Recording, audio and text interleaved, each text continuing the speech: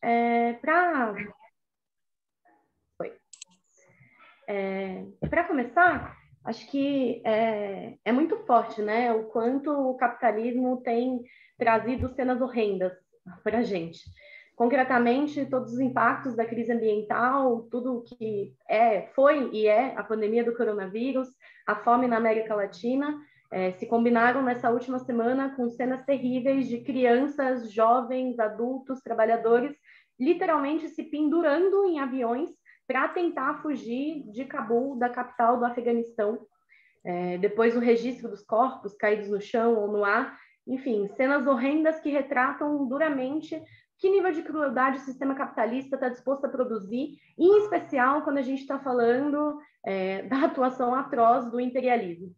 Hoje a gente vai debater justamente o que está acontecendo no Afeganistão, armados do marxismo revolucionário, junto com o André. Andy, você quer dar um salve, uma boa noite aí, pessoal? Oi, gente. Boa noite para todo mundo. Que bom que interessou tanto assim esse debate, né? Esse momento bem importante da situação internacional. Então, vamos tentar dar um panorama e debater os principais fundamentos aí para entender esse problema do Afeganistão. Com certeza. Inclusive, reivindicar muito a extensão geográfica dos participantes da nossa atividade hoje, com participantes de Recife, no Pernambuco, na Paraíba, aqui no Rio Grande do Norte, no Rio Grande do Sul, trabalhadores, inclusive, da saúde, metroviários, professores, também de São Paulo, de Porto Alegre, de Minas Gerais, do Espírito Santo, do Rio de Janeiro. Muito importante a presença de todos para a gente poder fazer uma discussão aqui hoje.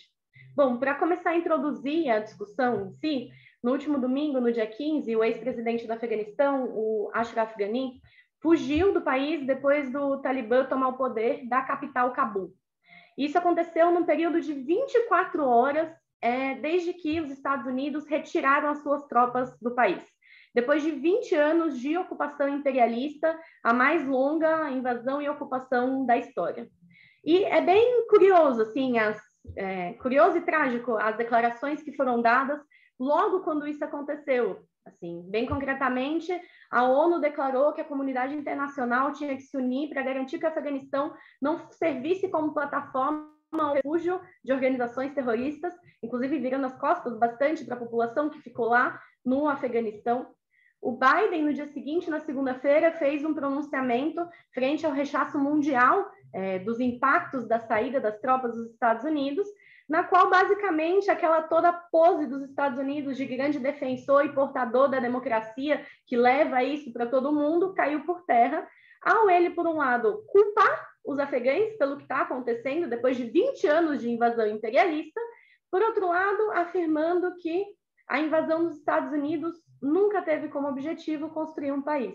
E aí, justamente, todo esse discurso que vem por trás de si com tanques e armas, caiu por terra, de grandes defensores da democracia, né? Além disso, a gente viu como Macron e a Merkel, representantes do coração do imperialismo europeu, lavaram as mãos como antigos apoiadores da invasão, com o Macron dizendo, inclusive, que o Afeganistão tem o destino nas próprias mãos e que repatriaria os afegãos que trabalharam para o imperialismo francês durante o período que eles estiveram nas ocupações até 2014. A Merkel, ela foi numa linha bastante parecida, defendendo o resgate exclusivo daqueles que tenham trabalhado em apoio, tenham ajudado a OTAN, a organização, né, do Atlântico Norte, na sua invasão e na sua ocupação. Ou seja, com os trabalhadores, com os operários, com as mulheres, absolutamente nada a ver e nenhum nível de preocupação, demonstrando, inclusive, que sempre foram as intenções em relação ao Afeganistão, que é um país de localização extremamente estratégica, né, Andy? Exatamente, Marie. E é importante pegar esses aspectos que você falou para dar uma ideia, né, sobre quais são as opiniões dos principais atores, né? Quando a gente pensa nos atores estatais sobre esse problema, chama muita atenção esse cinismo do Biden, que deu essa declaração, como você disse, dizendo que o objetivo dos Estados Unidos nunca foi construir uma nação ou instalar a democracia, digamos, no Afeganistão. Sempre foi evitar que os Estados Unidos fossem alvo de bombardeios. É muito cínico porque foi justamente a discussão que os Estados Unidos sempre fez nessas últimas décadas para justificar as atrocidades cometidas pelos soldados, pelos exércitos, não só dos Estados Unidos, mas dos seus aliados no território afegão. A Marie mencionou, né, a hipocrisia desses chefes de Estado, né, que tinham apoiado, através da OTAN, a intervenção norte-americana no Afeganistão lá em 2001. Vale lembrar também que agora, nesse momento, o Talibã, né, que se apoderou, né, depois de 20 anos, se apoderou de novo da capital, Cabul, e das principais capitais provinciais. Eles fizeram comunicados públicos, né, através do principal porta-voz político, o Abdul Ghani Baradar.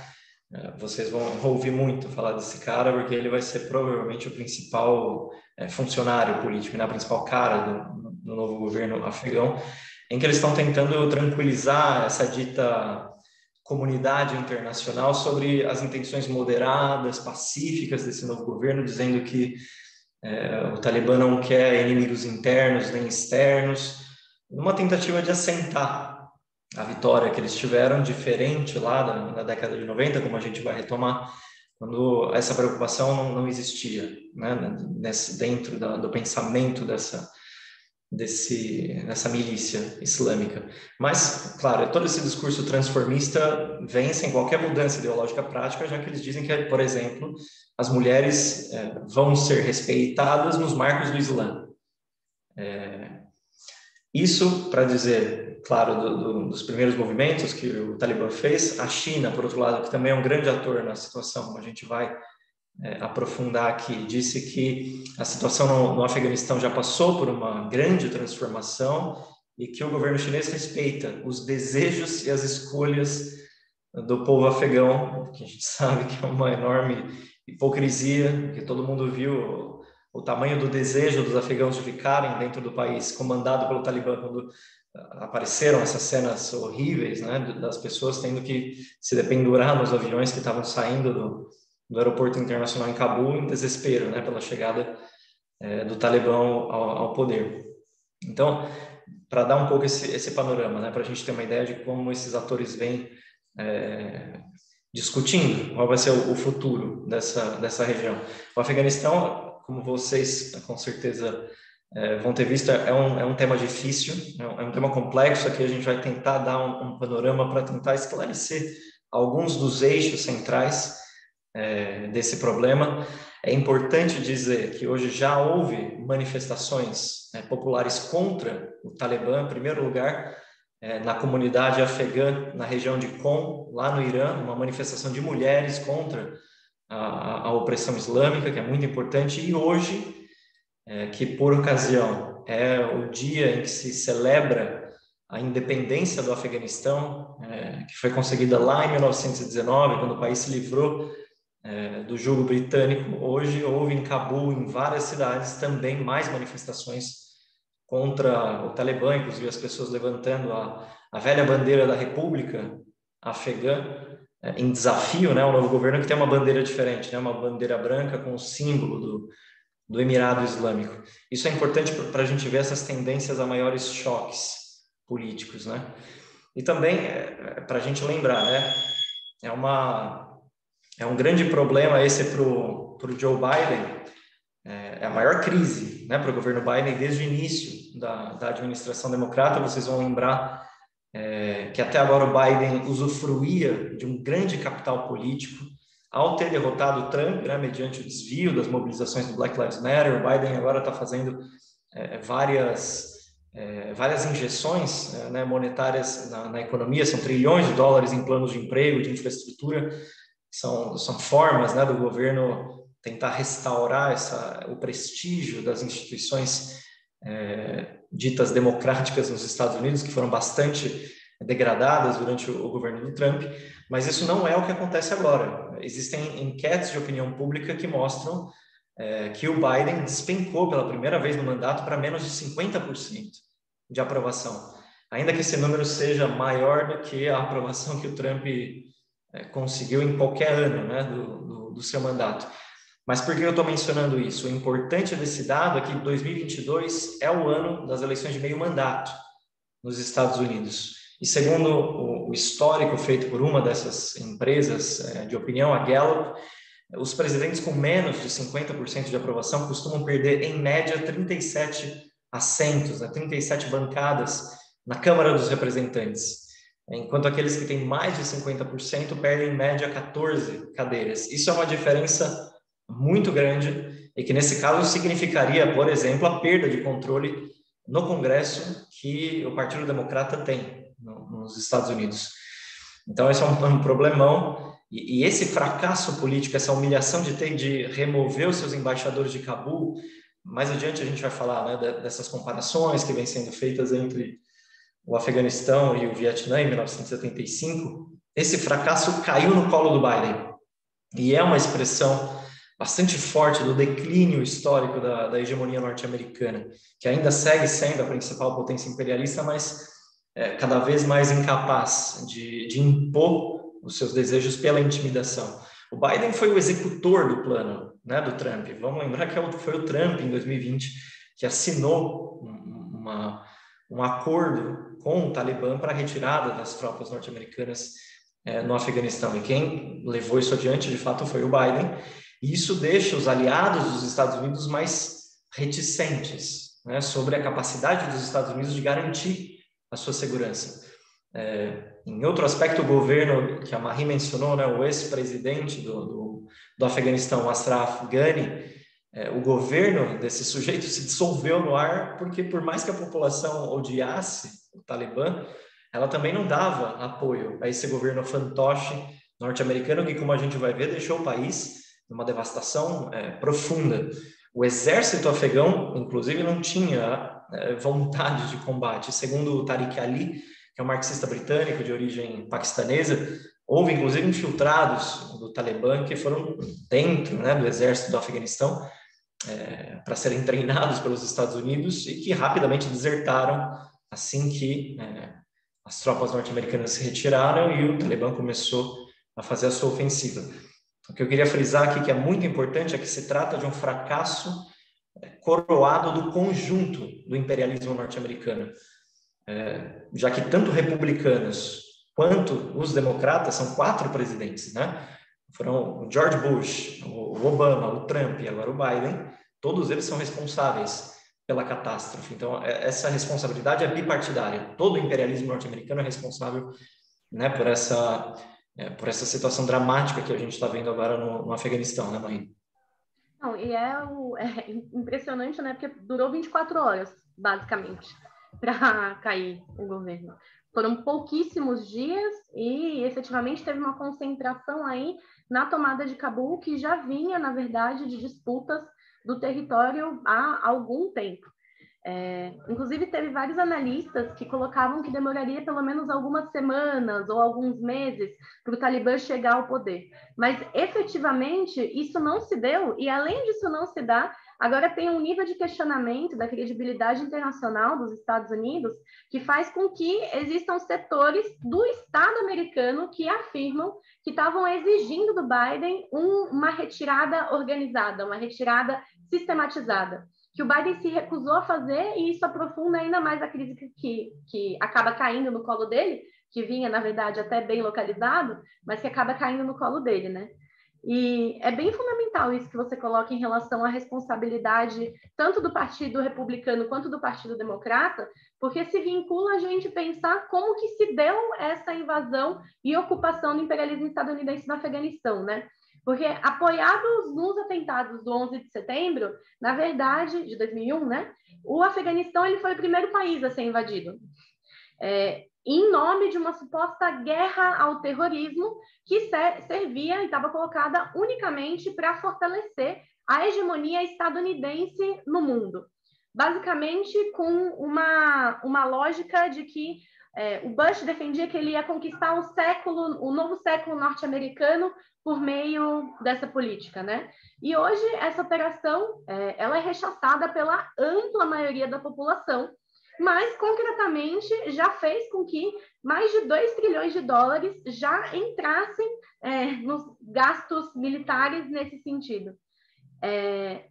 Nossa, é impressionante assim, ver em qual situação, na verdade, o imperialismo estadunidense deixou o Afeganistão.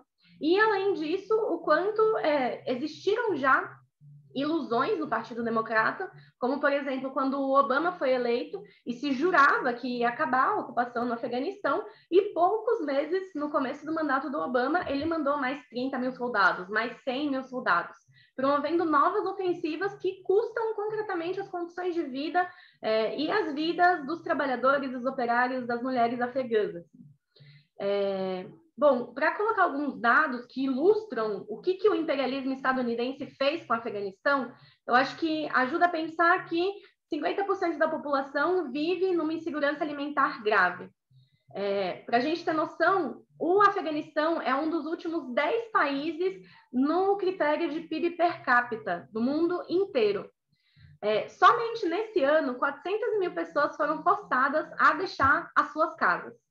Só 23% da população tem acesso à água potável e somente 12% da população tem acesso a sistemas de saneamento. O Afeganistão é um dos países onde mais morrem crianças por desnutrição e, inclusive, por infecções por conta das condições da água. Então, é essa a dignidade humana que a Laura Bush, primeira-dama, antiga primeira-dama, colocava que ia levar para o Afeganistão. Esse é o conteúdo do que é justamente essa guerra contra o terrorismo, né? E o que o Andy estava colocando em relação a ser bastante inquestionável o nível de derrota do imperialismo estadunidense, sendo justamente essa principal potência mundial em declínio relativo, em hegemonia em declínio relativo, inclusive é muito forte o quanto o papel como polícia do mundo falhou, e é também muito forte o quanto, inclusive nos anos 70, era justamente a CIA que financiava o Talibã. Mas, enfim, para a gente entrar um pouco na derrota da guerra em si, que eu acho que é bem chave também para pensar como funciona a própria dívida pública estadunidense. Gente, não existem dados que são 100% confiáveis, porque a maioria dos dados são ou da ONU, ou quando são de alguns comitês de ativistas, até que sim, mas provavelmente são muito mais. A gente tem noção, teve 47.245 civis do Afeganistão mortos, 25 mil civis paquistaneses, 458 trabalhadores de direitos humanos e da saúde, 75 jornalistas e trabalhadores da mídia. São mais de 3,5 milhões de pessoas que tiveram que se tornar refugiados para fugir, e 2,5 milhões de refugiados do Afeganistão no mundo. E essa destruição que o imperialismo estadunidense promoveu, junto com seus aliados, inclusive, antigos, promoveu, na verdade, uma dívida pública que hoje tem e ocupa 120% do PIB dos Estados Unidos. E é impressionante, assim, o Tariq Ali, ele fez esse artigo para Boitempo, que está bem interessante, na qual ele, inclusive, coloca como houve uma explosão nas exportações de ópio. O Afeganistão tem 90% do mercado global de heroína e está tudo vinculado e dependente de todo um esquema de corrupção junto aos militares estadunidenses para garantir a produção e distribuição disso em cima das vidas afegãs, assim. Inclusive, agora que nessa retirada, os Estados Unidos eles entram numa linha bem parecida com o que querem para o Iraque e para a Síria, assim, de uma unidade militar permanente no Kuwait, sempre ligado, na verdade, em poder voltar para o Afeganistão para bombardear, para matar, para mutilar. E é importante a gente pensar, porque quando a gente vê esse desenho, né, fica o que a gente quer dizer com declínio relativo da hegemonia estadunidense, começa a tomar forma um tanto, né, ao meu ver. E aí eu acho que é interessante a gente entrar também nisso, no que isso significa, assim, quais que são as consequências disso. Porque existiu um estouro de uma crise econômica internacional em 2008, com, né, a icônica quebra do Lehman Brothers, que colocou um nível de crise econômica no mundo que fez com que o padrão de acumulação que existia até então, com os Estados Unidos como principal comprador e a China como principal produtor, fosse insustentável de seguir, que inclusive hoje se desenrola para a guerra comercial que a gente vive hoje em dia. Ou seja, uma saída de crescimento assegurado deixou de existir, provocando uma crise econômica na principal potência global que tem consequências no mundo inteiro. E o que a gente viu foram crises orgânicas explodindo, ou seja, crises de afastamento, de não identificação entre representados e representantes, que fizeram com que surgissem aberrações, como, por exemplo, a ascensão do Trump, os protecionismos e nacionalismos econômicos, que tornam a situação internacional mais propensa a conflitos, inclusive armados, como a gente viu, por exemplo, entre a Armênia e o Azerbaijão, e que são potências médias, e que por trás de si sempre tem conflitos entre potências maiores se expressando. O Biden, ele veio ao poder como uma esperança de uma retomada da multilateralidade, de que não seria assim que nem o Trump e tudo mais, mas, na verdade, de conteúdo, segue o mesmo protecionismo trumpista e, para além disso, tanto a questão do Afeganistão quanto a questão da guerra comercial com a China são questões de Estado para os Estados Unidos, tipo, nas quais eles dependem para garantir a sua localização. E, nesse sentido, acho que é interessante justamente a gente pensar o que isso abre de possibilidades. A Jimena Vergara, que é editora do Left Voice, que é o nosso jornal nos Estados Unidos, ela fez um artigo que está bem interessante, está no site também, e uma entrevista para o nosso jornal argentino, que ela fazia uma discussão sobre como o Afeganistão foi o último projeto hegemônico dos Estados Unidos, quando a sua localização como principal potência não estava ameaçada, e, na verdade, ele arrastava atrás de si as principais potências europeias, os aliados locais, a China. E isso, na verdade, pelo nível de...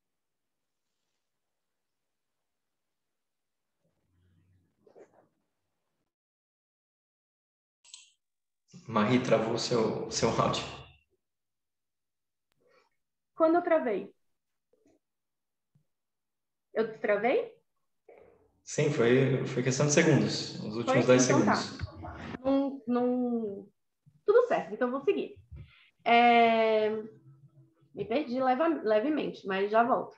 Sim, e é curioso como o Trump ele tenta se localizar, né? Agora, inclusive em relação ao próprio comandante da Marinha que falou da exigência do plano de evacuação para o Biden, porque o Biden vinha bem localizado em relação aos planos de infraestrutura, aos auxílios, depois do Partido Democrata ter conseguido desviar, cumprir esse papel histórico que o Partido Democrata sempre cumpre, de desviar os processos de luta de classes, os movimentos sociais, e agora ele fica meio que em maus lençóis, frente a uma juventude que exercitou sua atuação na luta de classes em defesa das vidas negras no ano passado, no Black Lives Matter, e arduamente em defesa da Palestina também esse ano, assim. Então, acho que é interessante pensar essas contradições, inclusive essa possibilidade de solidariedade internacional que se coloca e que pode aprofundar também a localização e a capacidade hegemônica dos Estados Unidos, debilitar mais, né? E só um último elemento é que o Biden ele culpa os afegãos pelo avanço do Talibã, ele responsabiliza justamente o exército treinado pelos Estados Unidos e daí ele afirma que ele não vai investir força onde não compensa. E aí você consegue enxergar, inclusive, o que no cenário estratégico está mais colocado para os Estados Unidos, que é justamente a concentração na disputa com a China, que, inclusive, está numa localização melhor, digamos assim, nesse conflito, assim. Inclusive, por que tem tanto interesse no Afeganistão? Porque o Afeganistão é um estado pivô, né, que pode controlar o fluxo de recursos naturais numa região que é rica em petróleo, em gás e minérios, e que impôs esse histórico, na verdade, de intervenção imperialista ao longo da história do Afeganistão. Mas quem que fica localizado aí, bem na geopolítica, Andy?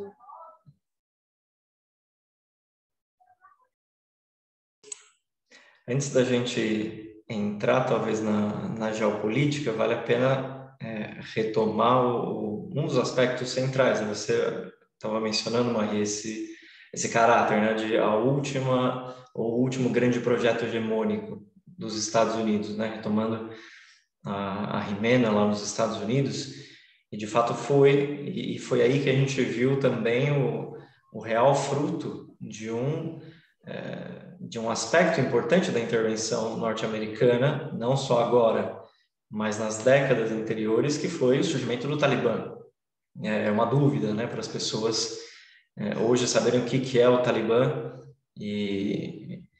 porque existem muitas formas cruzadas, né, de enxergar. Inclusive as potências têm opiniões diferentes sobre isso. Os Estados Unidos têm uma opinião, a China e a Rússia têm outra opinião, o Paquistão tem outra opinião, enfim.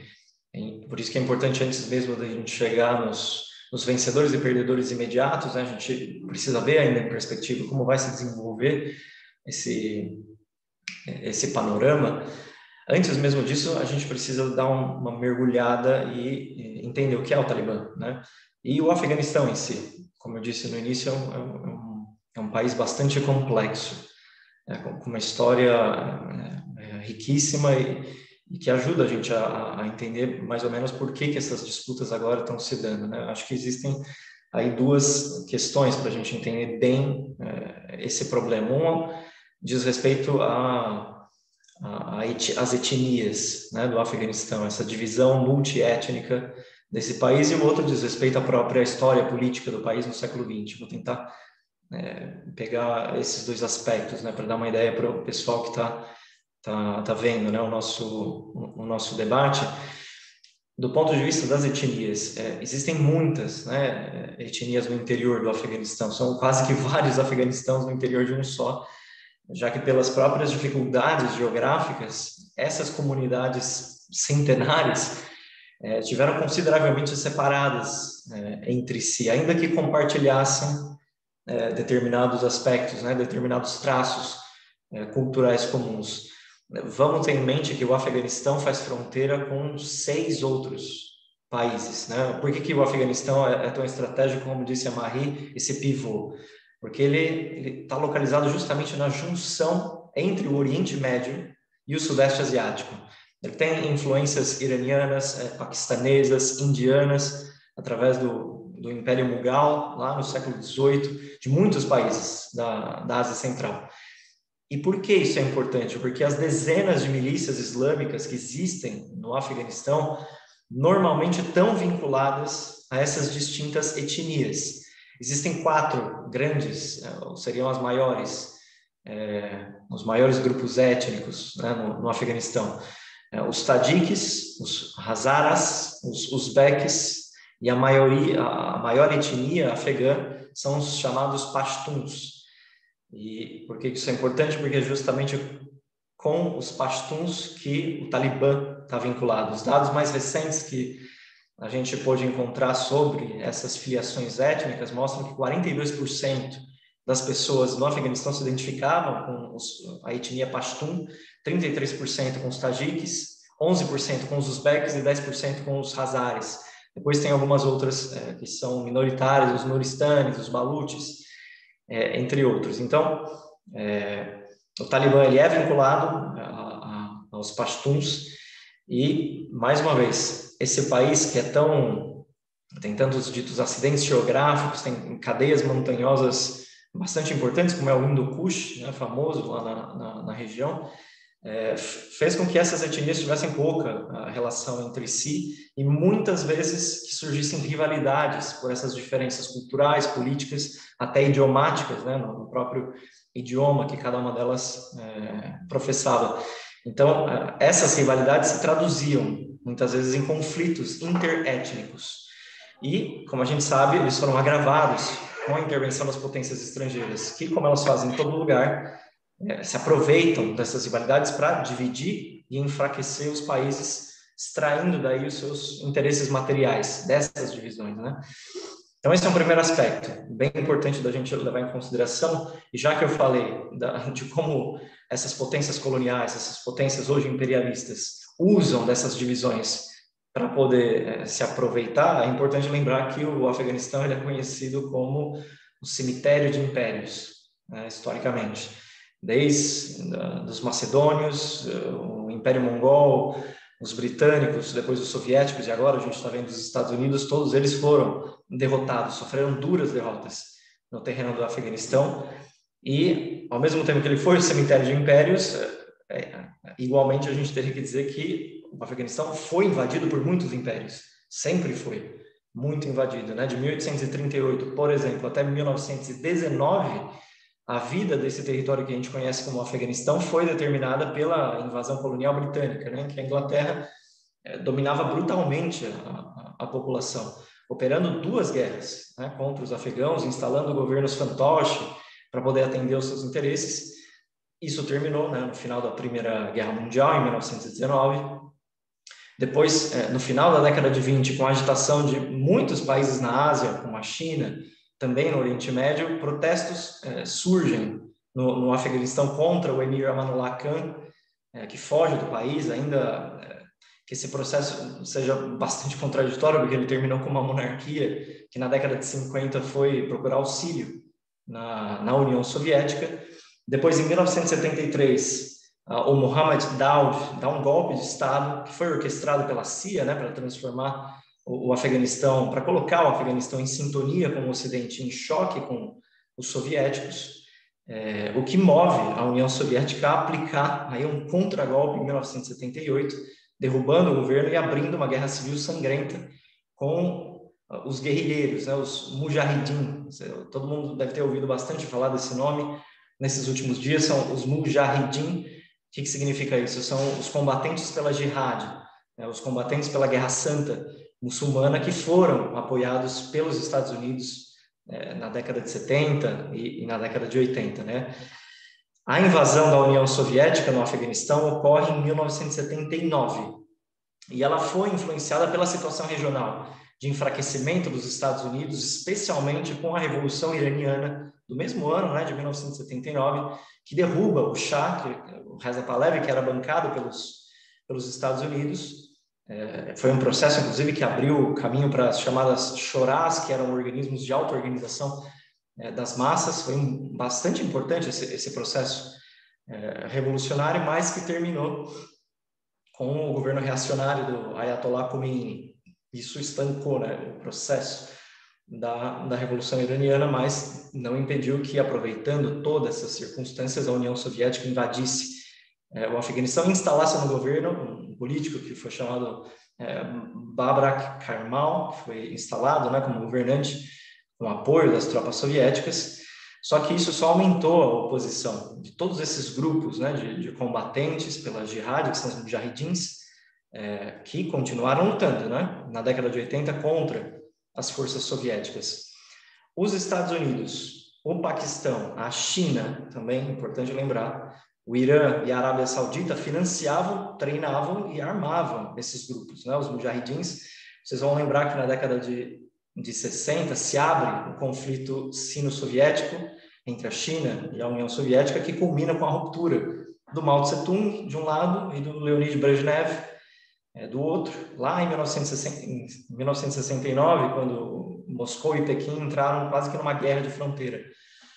E é por isso que a burocracia do Deng Xiaoping, lá na China, ajudou os esforços norte-americanos, ajudou o imperialismo norte-americano no armamento desses guerreiros islâmicos antissoviéticos, né? Eu estou dizendo isso tudo para a gente ver o caráter reacionário da política externa, não só do imperialismo norte-americano e europeu, mas também das burocracias stalinistas, nesses estados operários deformados e degenerados durante a Guerra Fria.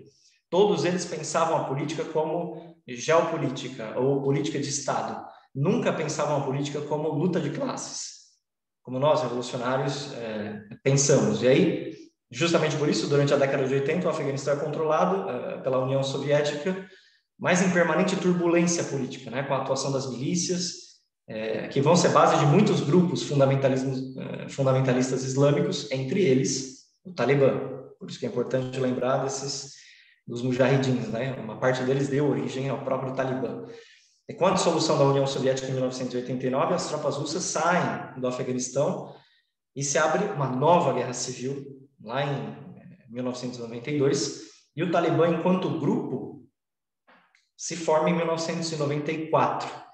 né, 2 anos antes de tomar o poder, o primeiro governo, né, o primeiro regime controlado pelo Talibã vai de 1996 a 2001 e termina, né, em 2001 com a invasão norte-americana, capitaneada pelo George W. Bush, depois do ataque às Torres Gêmeas. Então, esses 2 aspectos que eu queria tentar sintetizar aqui, tanto a questão multiétnica, que facilita as divisões no interior do país, quanto a história política do Afeganistão, que foi, durante décadas e décadas a fio, que sofreu intervenções, né, de grandes impérios.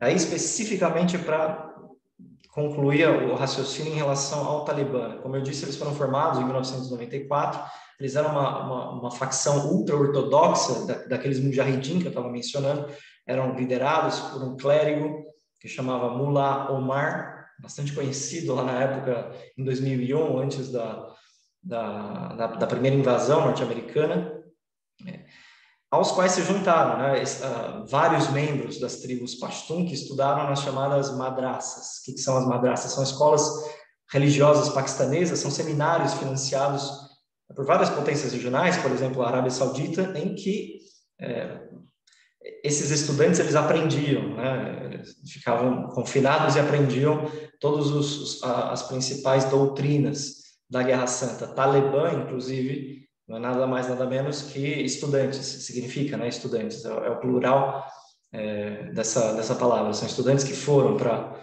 a Guerra Santa. E para a gente ver um pouco o que significou esse regime do Talibã entre 1996 e 2001,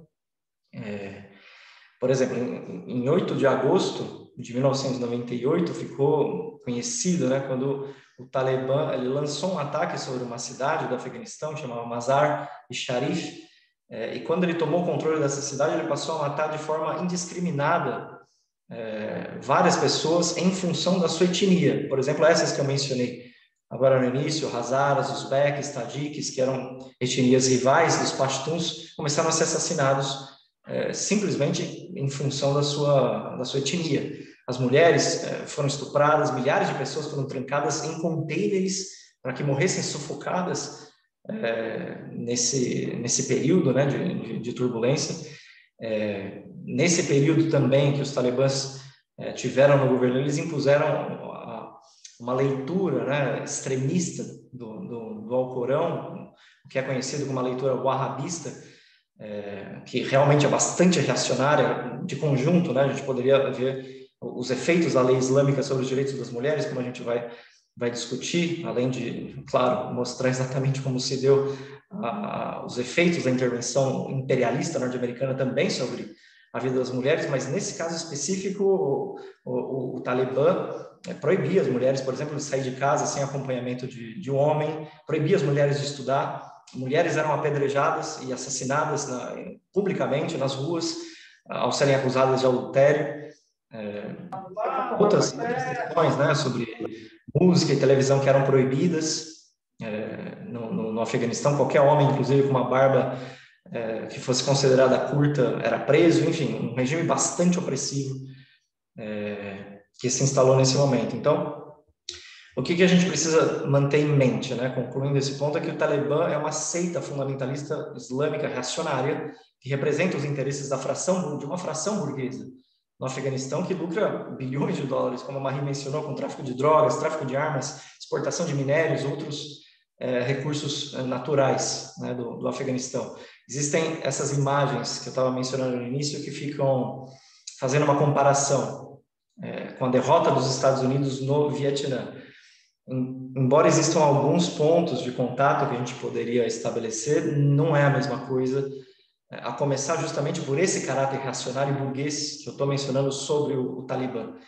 Nós temos profundas discordâncias com os stalinistas, né, no Vietnã, naquele momento, né, na década de 70, mas esse caráter reacionário do Talibã é uma diferença central, e justamente por isso é de se esperar que surjam rapidamente contradições sociais e políticas. É difícil que esse governo do Talibã seja capaz de responder aos problemas profundos da população, apesar da rejeição real que existe à intervenção imperialista dos Estados Unidos. Então, agora, até para pegar um outro ponto, seria importante a Marie já mencionou, né, a questão dos Estados Unidos, quais são as principais definições que a gente poderia tirar sobre essa decadência hegemônica que vem se desenvolvendo, mas também para pegar um pouco os efeitos da intervenção imperialista pós 2001. Para a gente ver também os dois lados da questão. A Marie deu dados bastante gráficos sobre o que é o Afeganistão hoje, depois de 20 anos de intervenção norte-americana, e é uma catástrofe, né, Marie? Se você quiser também completar essas informações.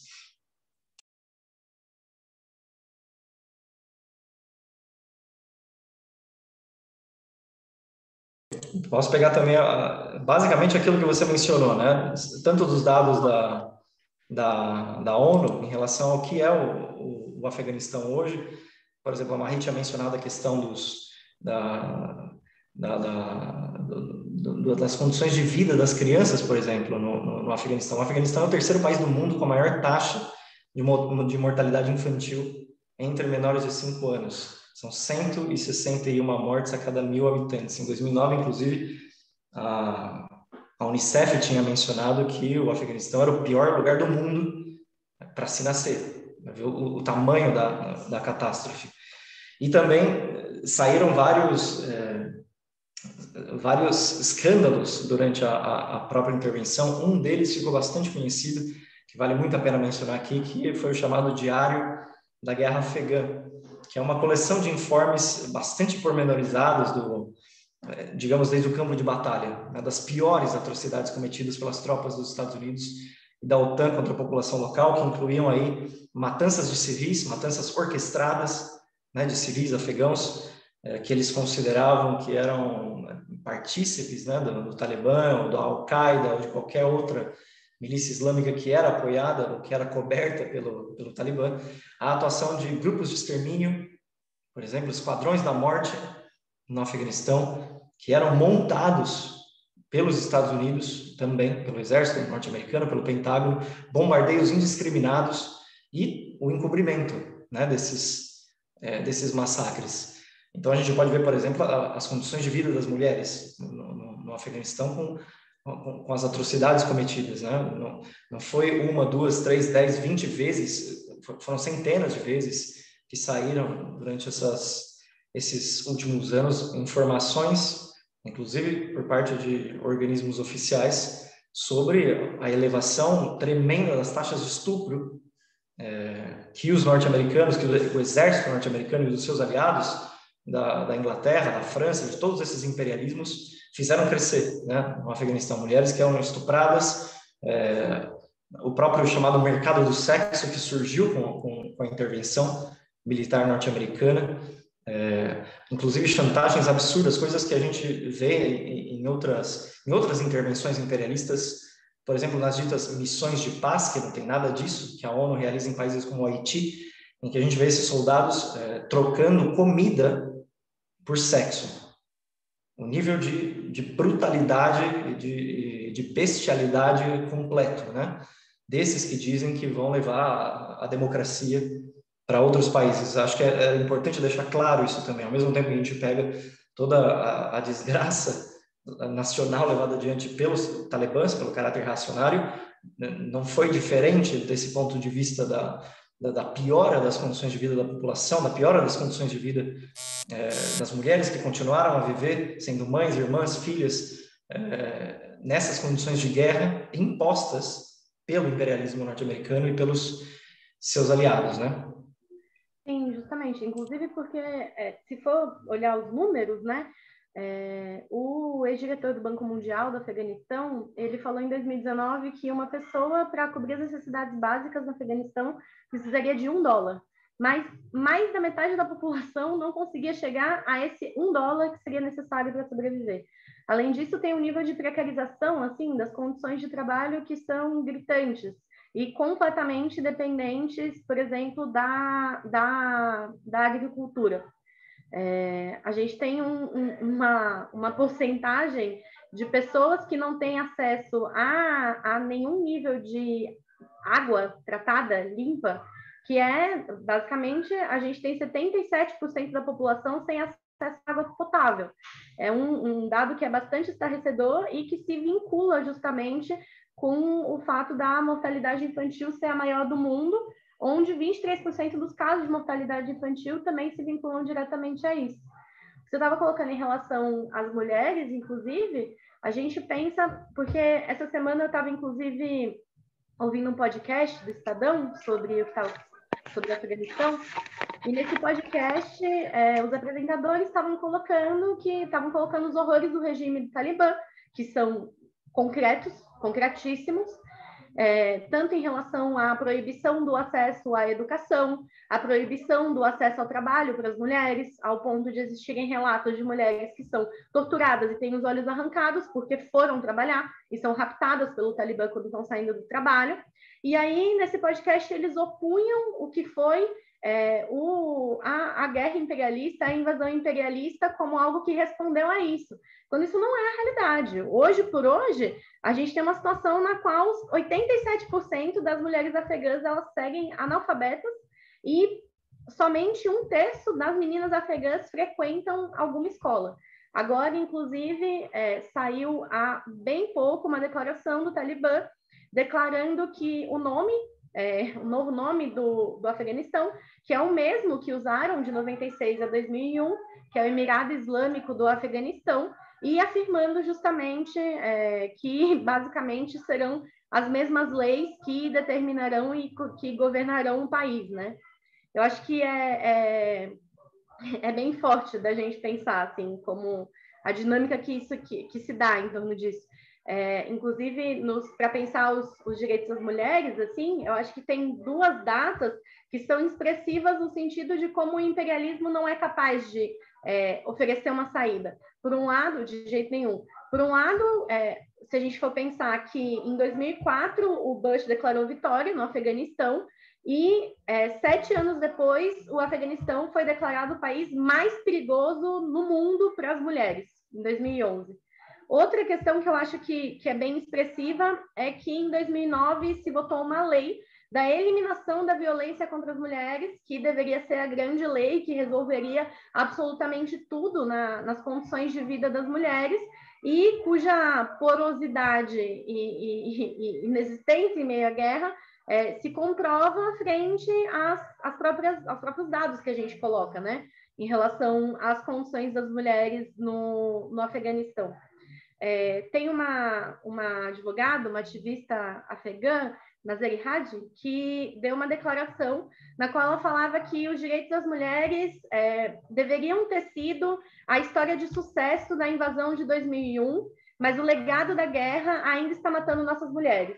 E eu acho que essa declaração ela é muito forte, se contrasta muito concretamente com o que, inclusive, o feminismo liberal levantava, né, no começo da invasão, que era justamente a Laura Bush fazendo grandes declarações, dizendo que ia levar dignidade, ia levar uma vida digna para as mulheres, quando, na verdade, a gente vê bastante evidentemente o que isso significou, assim.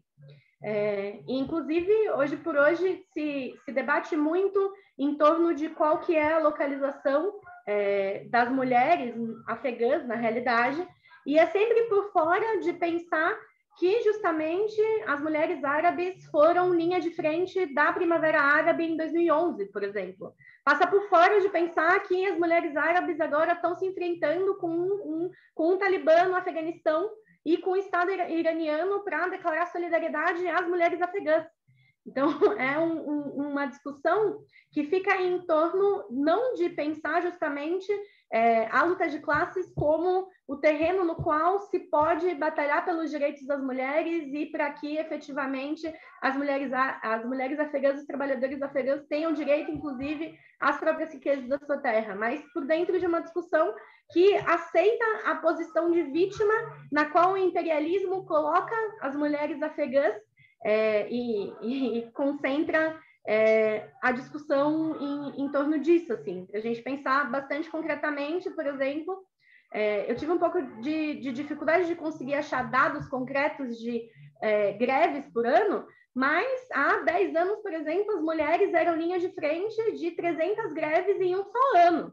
Então, assim, a gente vai defender justamente que quem, como o Trotsky já nos adiantou, né, que quem com mais força luta pelo novo é quem mais sofreu com o velho, e as mulheres afegãs demonstram isso muito concretamente para a gente, demonstraram isso ao longo da sua história, e demonstram isso hoje, assim, que eu acho que é uma discussão que é bastante fundamental para a gente pensar a centralidade justamente de defender um feminismo socialista que seja anti-imperialista, mas que seja socialista, justamente, para defender como saída concreta a aposta na luta de classes e na auto-organização para responder à situação que essas mulheres sofrem. Justamente porque toda a penalização ou a confiança que, inclusive, o feminismo liberal deposita... O feminismo liberal nem deposita confiança no Estado, né? Diretamente os setores imperialistas.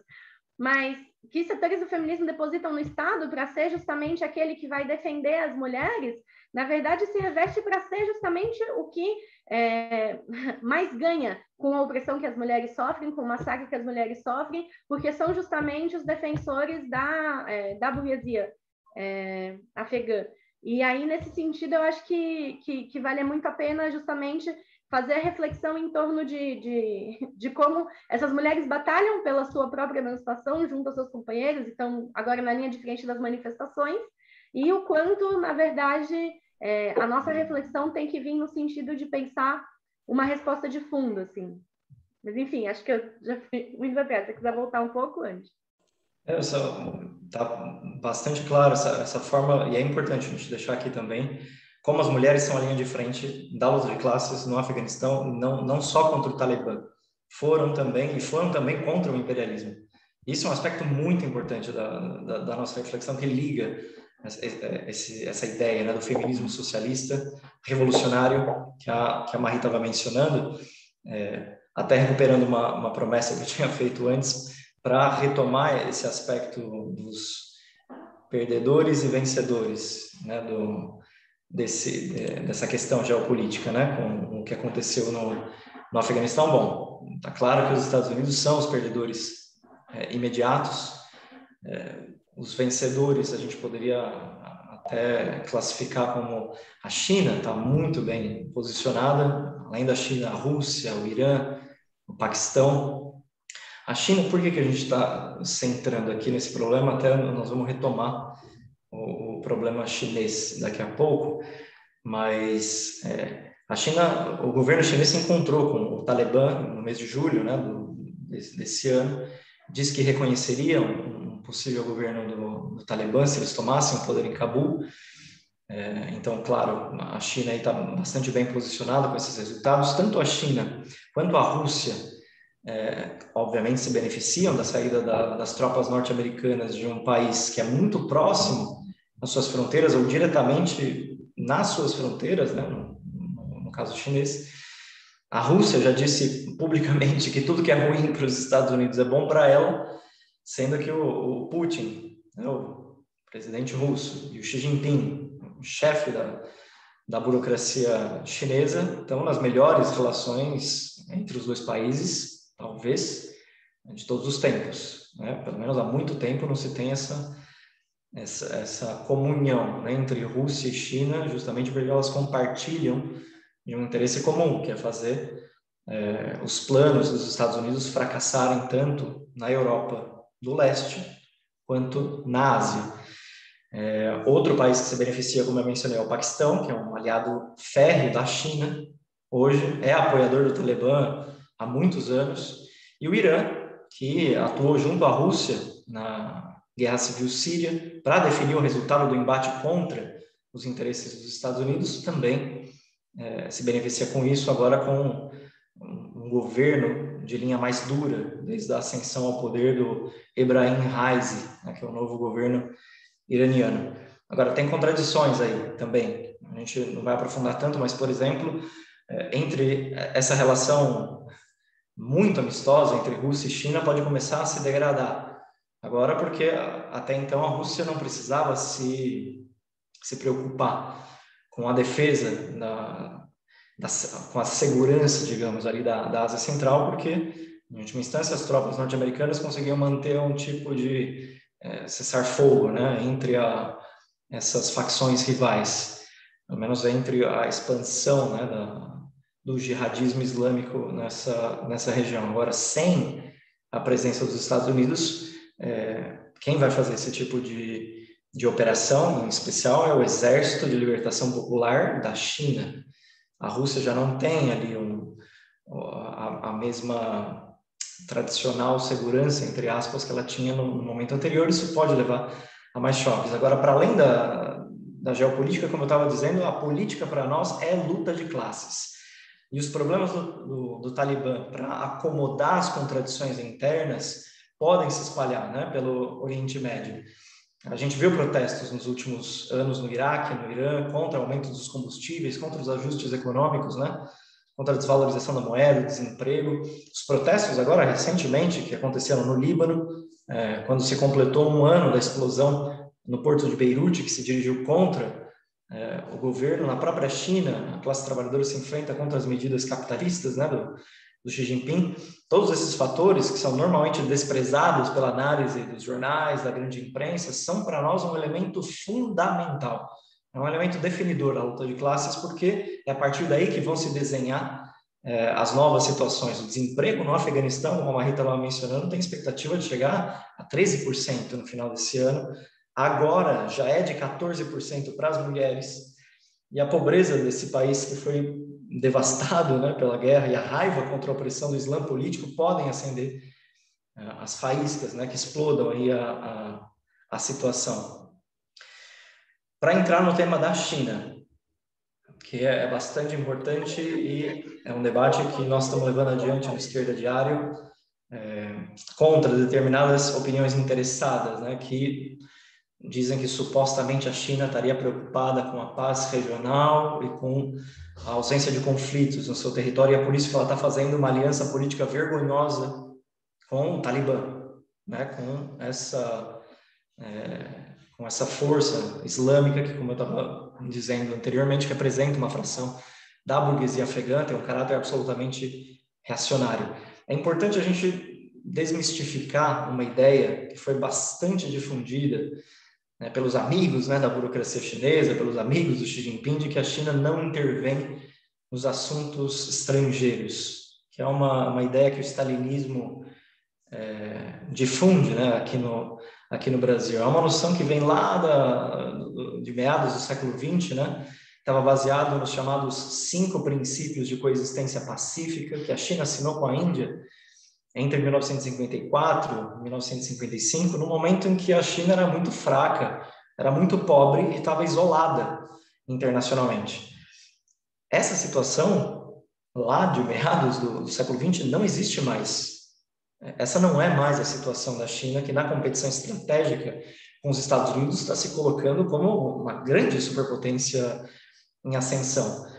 Tem outra ideia também importante desmistificar, porque historicamente se costuma dizer, nessa literatura que busca estudar a China, que busca estudar a Ásia, que os regimes despóticos, né, as ditaduras asiáticas, os impérios asiáticos,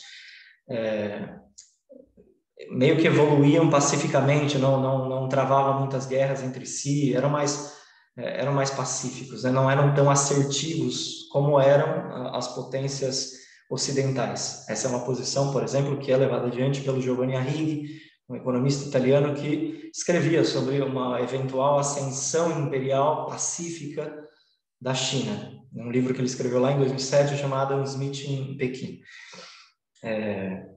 Agora, tudo isso a gente precisa desmistificar porque são visões falsas da realidade. A China hoje é uma grande potência, ela tem força para intervir internacionalmente e sempre fez isso, inclusive logo depois, né, da formação da República Popular da China, lá em 1949, sempre fez e hoje faz mais ainda, e a ascensão da China como superpotência não tem um caráter pacífico. Nós estamos falando aqui de choques entre potências capitalistas. A China é uma potência capitalista. Quem quiser ter uma ideia sobre, por exemplo, a opressão internacional que a China começa a exercer sobre o continente africano, sobre países como o Sudão, o Zimbábue, Angola, também a África do Sul, em que o governo de Pequim, né, apoia governos ditatoriais, governos autoritários em função dos seus interesses econômicos, vai encontrar muitos trabalhos já sobre isso. Um que eu gosto muito, da Ora Osundo, que é uma escritora africana que escreve, né, sobre esses problemas. A gente já viu agora, inclusive, recentemente, como a China, para defender os seus interesses econômicos em Myanmar, apoiou uma junta militar, uma ditadura militar assassina que estava atirando e assassinando operários em greve, trabalhadores que faziam greve para derrubar essa junta militar. Então, não existe qualquer preocupação da China em relação à população oprimida do Afeganistão, ou pelos interesses de paz, como dizem aí, esses stalinistas, tipo Jones Manuel, toda essa gente que gosta de aparecer nas lives, mas não tem uma visão concreta e não fala a verdade sobre o que está acontecendo. Então, quais seriam os interesses materiais da China? Se não é um interesse pela paz, é o quê? Vou tentar pegar 3 pontos para deixar claro esse ponto. Em primeiro lugar, a China está interessada na repressão aos muçulmanos na região de Xinjiang, que é uma região que fica ali ao noroeste da China. Qualquer acordo, inclusive, que a China hoje queira estabelecer com o Talibã está condicionado a como o Talibã responde a essas milícias islâmicas que existem no próprio território chinês, ali na fronteira com o território chinês. O Afeganistão tem 90 quilômetros de fronteira com a China, pouca coisa, mas é ali justamente que a China está preocupada com grupos, por exemplo, o movimento islâmico do Turquestão Oriental, não importa o nome aqui, mas só para mencionar que é um dos grupos islâmicos que tenta combater a intromissão da China, né, nos seus assuntos ali na fronteira, além do que a própria população muçulmana nessa região que eu mencionei, em Xinjiang, por exemplo, o governo chinês aí, ele encarcera em campos de concentração e em campos de trabalho forçado mais de 1 milhão de muçulmanos uigures, né, que é uma minoria que existe nessa região e que a China busca controlar. Parte dos acordos com o Talibã diz respeito a isso, o controle e a pacificação, inclusive a mão armada, dessas populações muçulmanas ali no noroeste da China. Essa é uma primeira questão importante de lembrar. A segunda questão é econômica. Claramente a China está preocupada com a expansão da sua influência econômica na Ásia. E pesam muitos fatores, como, por exemplo, o projeto da nova Rota da Seda, que a China utiliza para expandir, né, o seu poderio, tanto político quanto econômico, em todos os países ali do continente asiático. Tem até um articulista, né, que escreve por Financial Times, que disse que se a China puder estabelecer uma relação de trabalho com o governo liderado pelo Talibã no Afeganistão, isso proporcionaria à China benefícios econômicos bastante grandes, como, por exemplo, um corredor de trânsito que levasse tudo que é produzido pela China para o porto de Gwadar, que fica no Paquistão, que é parte também dessa nova Rota da Seda que eu estou mencionando.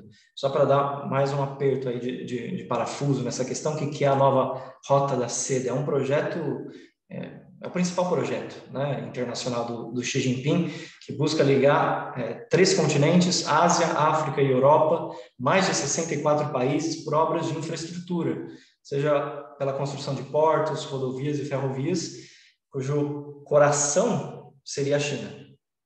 Essa é a forma, né, do poderio chinês avançar, e claramente o Afeganistão, ao ser controlado por um aliado da China, pode ser utilizado para isso. Vocês vão lembrar também, está circulando muito na imprensa, que o Afeganistão é um grande produtor de minérios, né, para a fabricação de microchips, os chamados semicondutores, que são a última palavra da tecnologia atual. Existe uma guerra tecnológica, né, que a gente viu começar lá com o Trump, em 2018, que diz respeito ao controle, por exemplo, dessa tecnologia de fabricação de microchips. E um dos principais componentes, um dos principais minérios para a fabricação dos microchips é o lítio. E o Afeganistão tem uma das maiores jazidas de lítio do mundo, são reservas trilionárias. O Pentágono chegou a considerar o Afeganistão como a Arábia Saudita do lítio, né, fazendo referência à importância do petróleo. Então, para além do lítio, minério de ferro, cobalto, ouro, cobre, tudo isso é o que a China quer. Esses são os interesses econômicos. E por último, um terceiro fator, a própria saída das tropas norte-americanas, né? Como eu estava mencionando agora no início, porque justamente o Afeganistão sendo esse ponto de junção entre o Oriente Médio e o Sudeste Asiático, o controle dessa região para a China é bastante importante. É bastante importante que os Estados Unidos não tenham tropas, né, nessa região. Então, só para dar esse panorama e mostrar as verdadeiras razões de por que a China vem fazendo esse pacto e reconhece de maneira vergonhosa o novo governo do Talibã, e como isso não tem nada de comunista, não tem nada de esquerda aí. É uma burocracia que reprime a população, especialmente a classe trabalhadora no interior do seu território, e vai ajudar regimes que oprimem mulheres, que oprimem trabalhadores também no Afeganistão. Isso é um grande combate contra essa visão stalinista que fica empesteando, né, a nossa atmosfera, dizendo como se estava totalmente justificado que a China apoie o Talibã, e não está justificado para nada, né? É bastante importante a gente ter clareza disso para poder fazer uma discussão séria, uma luta política contra a opinião desses defensores, né, da burocracia lá em Pequim. Sim, com certeza. O que eu acho que é importante frisar, que você também já passou por, é o quanto, na verdade, a luta de classes... Eita, chegou aqui uma mensagem para eu lembrar. Gente, tem um formulário aqui no chat rodando para quem estiver participando da atividade, se puder preencher, para a gente poder seguir em contato e poder seguir debatendo e conversando e construindo atividades juntos e, inclusive, pensando na questão do Afeganistão. Então, quem puder preencher é um que está no link aí. As meninas estão mandando no chat. Então, um dos elementos que mais determinante para pensar justamente como que se desenvolve a situação é justamente a luta das classes. E um principal medo que está colocado é que os ventos, inclusive, do Iraque e do Irã, da Líbia, cheguem no Afeganistão. Em especial no sentido de que nenhuma das contradições que fizeram com que existissem as revoltas que existiram, tanto em todos esses países no último período, se resolveram em nenhum nível. E, ao mesmo tempo, pelo papel heróico, por exemplo, que as mulheres operárias têm cumprido no Mianmar na luta contra o golpe militar, com, inclusive, as metalúrgicas, as operárias na linha de frente, sendo parte do que toda uma nova geração, na verdade, de lutadoras, e que, com certeza, impacta, né? Eu acho que pensar isso ajuda a pensar justamente o que poderia ser uma resposta para uma saída para o Afeganistão, né, Andy? Exatamente. Para ir já, então, arredondando essa apresentação, a gente abrir para o debate, para quem quiser intervir, vale a pena lembrar desse fator, de novo, que para nós é muito importante, da luta de classes. A Marie estava retomando agora, a gente viu, depois de 2008, 2 importantes ciclos da luta de classes no mundo. O primeiro ciclo lá, a gente vai lembrar da Primavera Árabe, processos revolucionários importantes no Egito, na Tunísia, na Líbia, que depois, infelizmente, foram derrotados, mas que abriram, né, uma poderosa onda de protestos, de manifestações em muitos lugares do mundo, não só, inclusive, no mundo árabe, mas também na Europa. A gente viu as manifestações do 15M, por exemplo, na Espanha, as dezenas e dezenas de greves gerais na Grécia, lá em 2012, 2013, contra os planos de ajuste, contra a austeridade que o imperialismo alemão queria impor. Tudo isso foi parte desse primeiro ciclo, né, da luta de classes, que deu origem a fenômenos políticos como a gente conhece.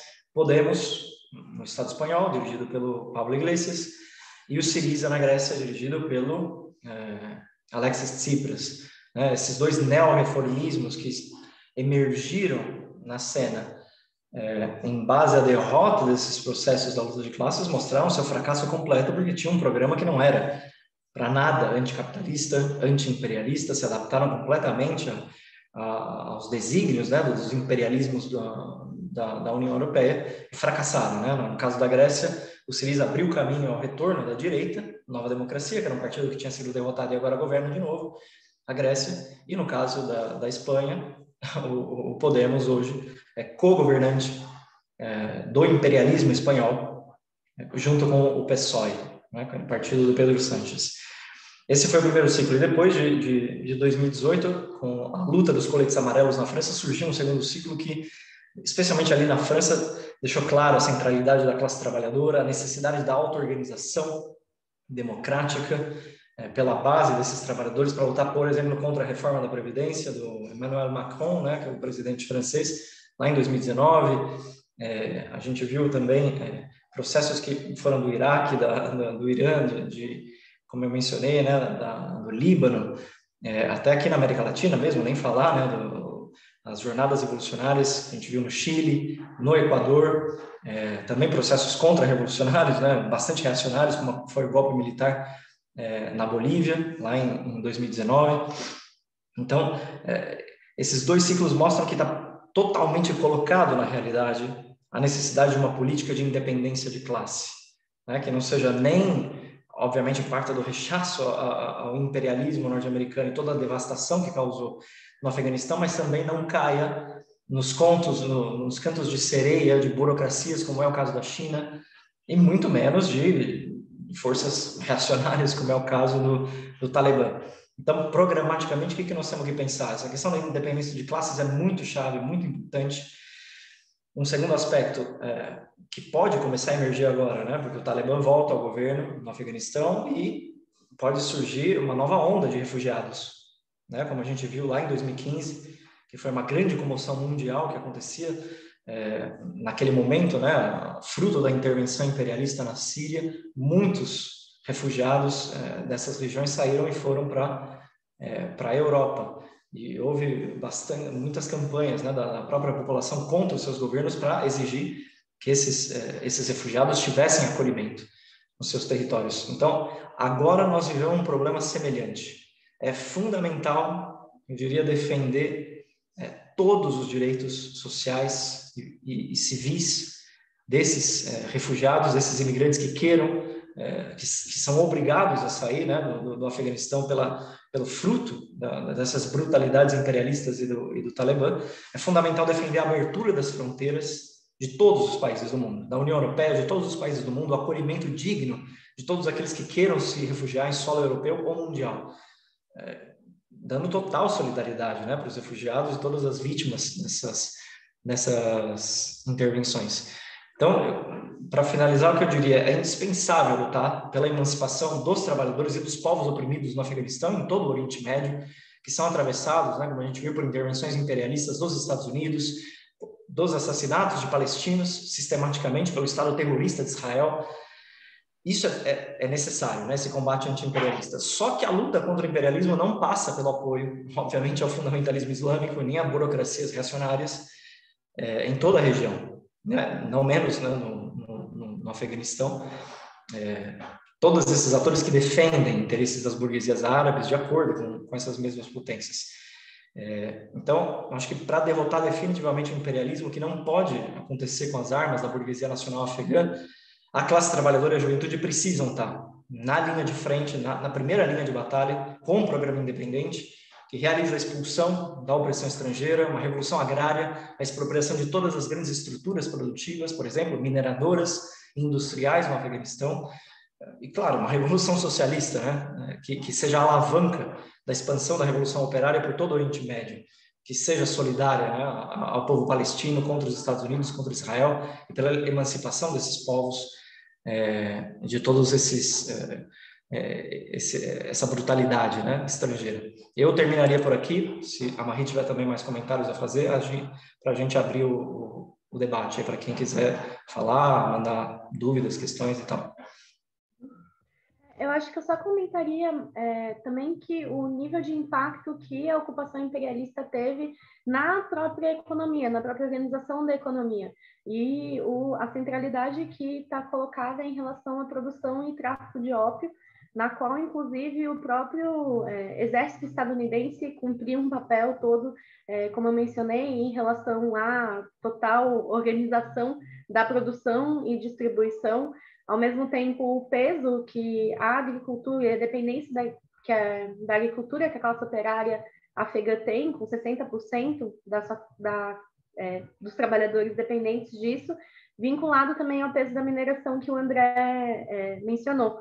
E como isso, na verdade, coloca ainda com mais centralidade a urgência e a necessidade do apoio da classe trabalhadora no Oriente Médio de conjunto, né? No sentido da unidade pela luta anti-imperialista e pela autodeterminação dos povos, se apoiando, inclusive, nas experiências e várias vezes nos exemplos insurretos que vêm também da classe operária do Líbano, da Tunísia, do Egito, e o quanto isso é fundamental e se vincula também com a defesa da abertura das fronteiras, né? Nesse sentido mais estratégico que o André estava colocando. Mas acho que a gente pode abrir para intervenções, e etc. Eu posso organizar a lista de inscrições. Alguém quer falar?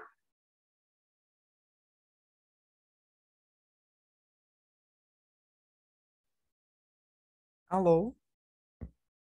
Alô? Boa noite, pessoal. Vocês estão me ouvindo? Boa noite. Estamos sim. Meu nome, Manda ver. meu nome é Gabriel, tenho uma dúvida. Na verdade, não é nenhuma fala. É, uma colega fez um comentário no chat, e acho que também é o meu, se existe algum interesse nessa região econômico no sentido produtivo, e também de recurso, no caso do lítio, ou também outros fatores. Isso é evidente? Como se dá essa questão?